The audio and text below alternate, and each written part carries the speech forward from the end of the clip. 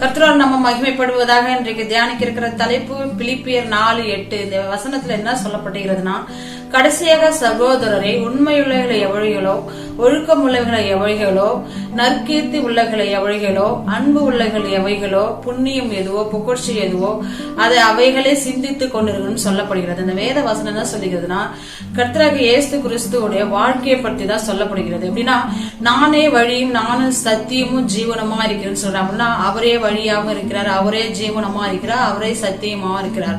அப்படி இந்த வசனம் என்ன சொல்லப்படுகிறதுனா, கிறிஸ்தவங்களா இருக்கிற நாம எப்போதும் வாலிப வயசா இருக்கட்டும், வயதானவங்களா சரி, நம்ம சிந்தையில வேற ஒரு பாவமான இச்சைகளா இருக்கக்கூடாது. நம்ம சிந்தையில நம்ம எப்போதும் தேவனை நம்ம நினைத்து கொள்ள வேண்டும். அப்படின்னா நம்ம வேத வசனத்தை தியானிக்கும் போதுதான் நம்ம ஒரு உண்மையுள்ள வாழ்க்கை நம்ம வாழ முடியும். ஒவ்வொரு நாளும் வேத வசனத்தை தியானித்து அந்த வேத வசனத்தின் படி நம்ம நடக்கிறவங்களா இருக்கணும். வாலிப பிள்ளைகள் சங்கீதம் 119:6 என்ன சொல்லுகிறதுனா, வாலிபன் தன் வழியை எதனால் காத்து கொள்ளுவான், வேத வசனத்தினாலே காத்து கொள்ளுவான். வாலிப பிள்ளைகள் வீணான செல்போன்ல டிவி மூலமா தவறான சிந்தனைகளால அவங்க வீணா வராங்க.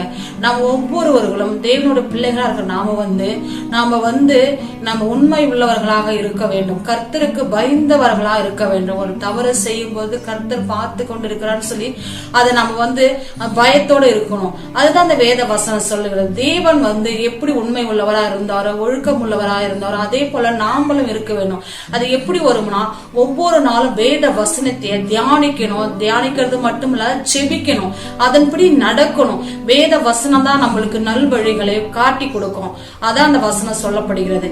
அதே 9வது வசனம் என்ன சொல்லுதுன்னா, என்னை கற்றதும் கேட்டதும் படி அவைகளை சிந்தித்துக் கொள்ளுங்கன்னு சொல்லப்படுது. அப்படின்னா இவையெல்லாம் தேவனை பற்றி நம்ம அறிந்து தேவனை போல நம்ம மாறணும்னா வேத வசனத்தை படிக்கணும். இந்த வசனத்தை கேட்டுக்கொண்டிருக்கிற ஒவ்வொரு சகோதரிகளும் சரி, சகோதரங்களும் சரி, ஒவ்வொரு நாளும் வேத வசனத்தை வாசிங்க, தியானிங்க, ஜெபம் பண்ணுங்க, அதன்படி நடந்து கொள்ளுங்க. கர்த்தர் தாமே உங்களை ஆசீர்வதிப்பாராக. ஆமென்.